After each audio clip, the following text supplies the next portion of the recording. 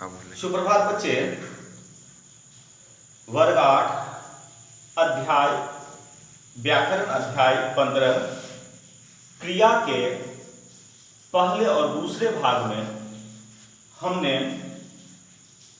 अर्थ के आधार पर क्रिया के भेद तथा रचना एवं संरचना के आधार पर क्रिया के भेदों को पढ़ा।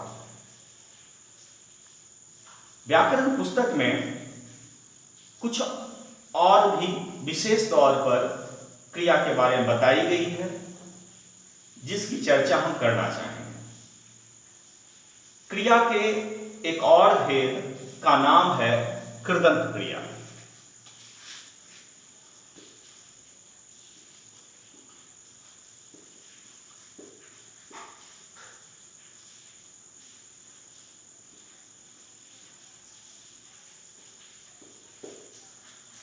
कृदंत क्रिया में जब किसी क्रिया में प्रत्यय जोड़कर क्रिया में नया स्वरूप बनाया जाता है, नया रूप प्रदान किया जाता है, हम उसे कृदंत क्रिया कहते हैं।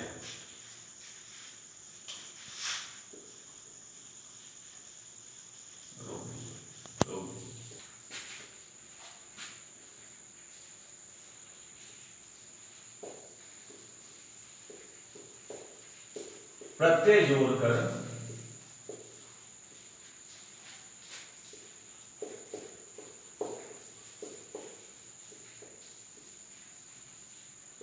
नया रूप प्रदान किया जाए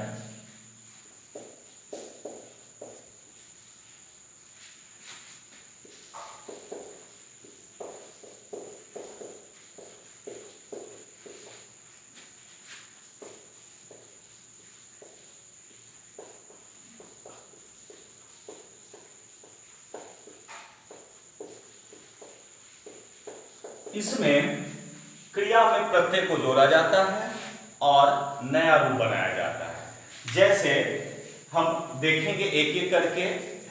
कृदंत क्रिया के 3 भेद हैं। पहला वर्तमानिक क्रिया,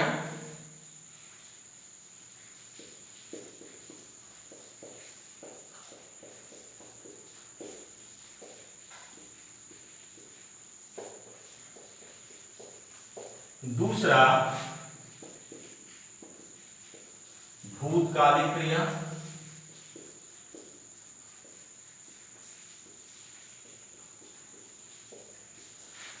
तीसरा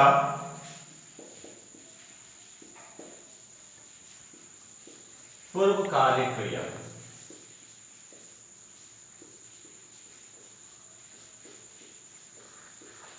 तीन भेद हैं।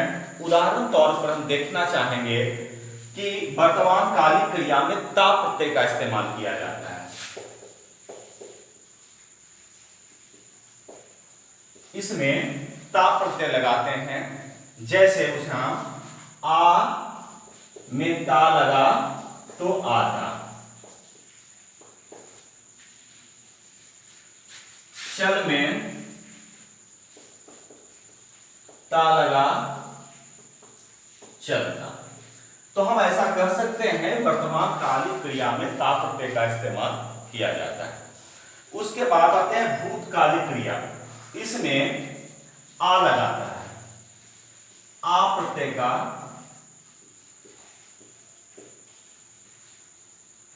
इसमें आ प्रत्यय का इस्तेमाल किया जाता है। जैसे पढ़ में आ लगा पढ़ा,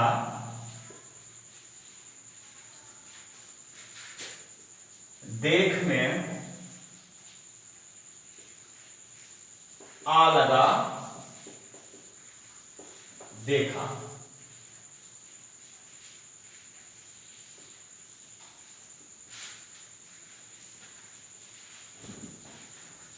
अगला है पूर्वकालिक क्रिया।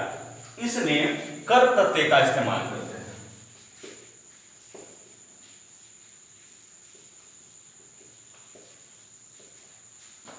पढ़ने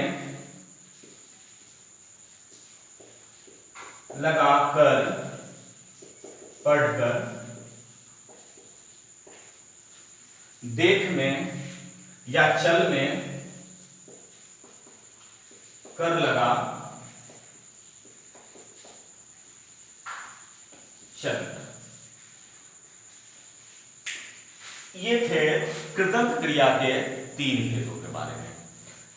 आगे क्रिया के अर्थ, विधि अथवा प्रकार, इन्हें हम जानते हैं।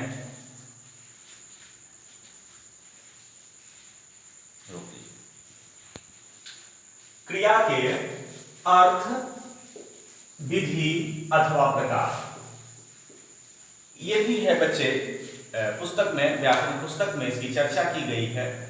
हम इसे घबराएंगे नहीं कि क्रिया के कार्य करने के तरीके को, उसके रीति को हम अर्थ कहते हैं क्रिया का, और उसे ही विधि कहते हैं अथवा प्रकार कहते हैं, है ना। जैसे वहां पर आदेश, परामर्श, आज्ञा, उपदेश, संभावना, अनुमति, इन सभी चीजों की रीति का पता चलता है, हम उसे ही क्रिया के अर्थ, विधि या प्रकार कहते हैं। अर्थ के आधार पर क्रिया के भेद के बारे में आपके पुस्तक में कुछ विशेष बातें कही गई है, जिसकी चर्चा हम करना चाहेंगे।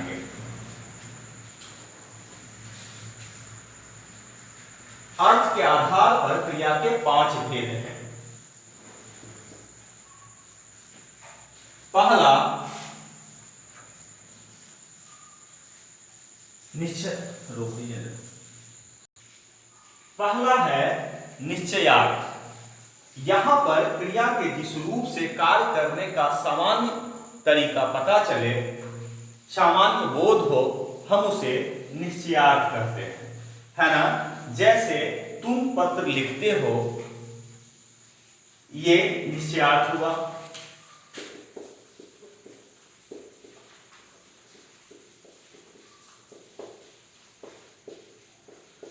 इसमें सामान्य, यह एक प्रकार का सामान्य कथन है, हम इसे निश्चयार्थ कहते हैं। इसी में प्रश्नवाचक निश्चयार्थ, क्या तुम पत्र लिखते हो, प्रश्नवाचक निश्चयार्थ हुए। उसके बाद निषेधवाचक निश्चयार्थ, हम पत्र नहीं लिखते हैं, तुम पत्र नहीं लिखते हो, यह निषेधात्मक या निषेधवाचक निश्चयार्थ होते हैं। अगला भेद है संकेतार्थ।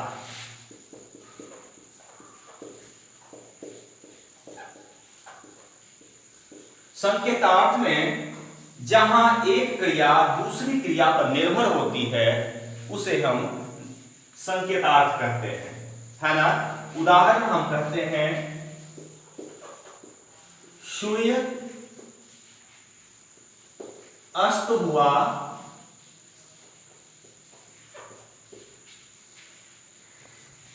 तो अंधेरा छा गया। अब यहां पर है, संकेत कर रहे हैं कि सूर्य के अस्त होने पर अंधेरा छा गया। यह संकेत कर रहा है कि ज्यों ही सूर्यास्त होंगे अंधेरा छा गया, है ना। तो हम इसे क्या कहते हैं, संकेतार्थ कहते हैं। अगला भेद है संदेहार्थ।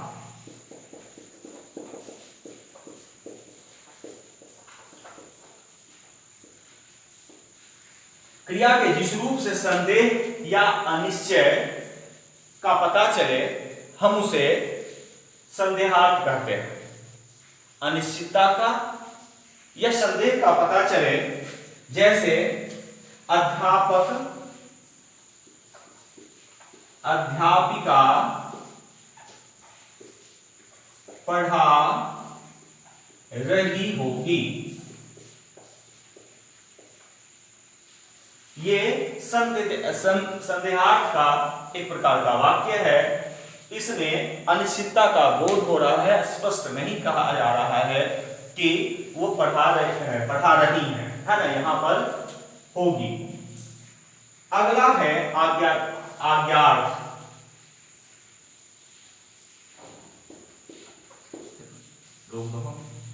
अगला है आज्ञार्थ। आज्ञार्थ मतलब कि क्रिया के जिस रूप से आज्ञा, उपदेश, आदेश, अनुमति, इच्छा या निषेध का पता चले, हम उसे आज्ञार्थ कहते हैं। आज्ञार्थ है ना। जैसे बेटा वह किताब लाओ,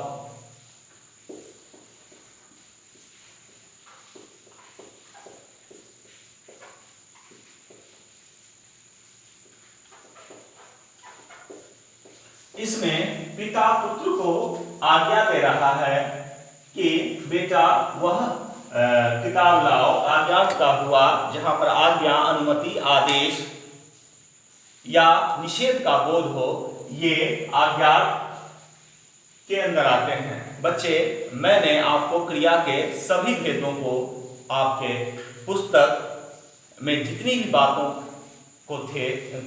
बातें थी उसको लेकर आपके पास उपस्थित हुआ। धन्यवाद।